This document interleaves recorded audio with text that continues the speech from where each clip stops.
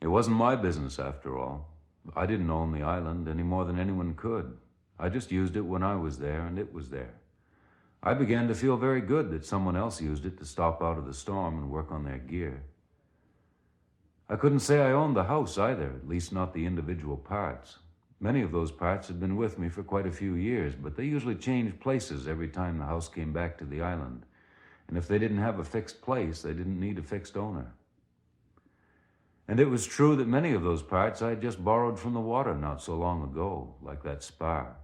I didn't know where it had come from originally. The house didn't really need it. I just liked to look at it and remember when the house did need it, before the house came to the island.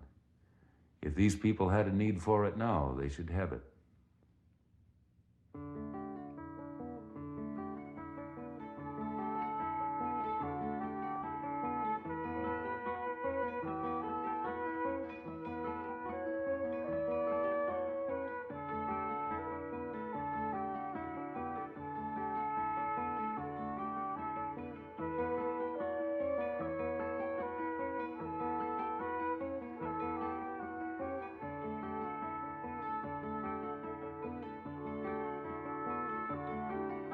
I listened for a long time to the song, and many times I felt that they were directing it at me, that they wanted me to hear it, that what they were telling me was important, but a story too old and too long to be given in the framing of verses or the squared-off corners of rhyme, and that while I had no tongue for it, nor ever would have, they wanted me to know it.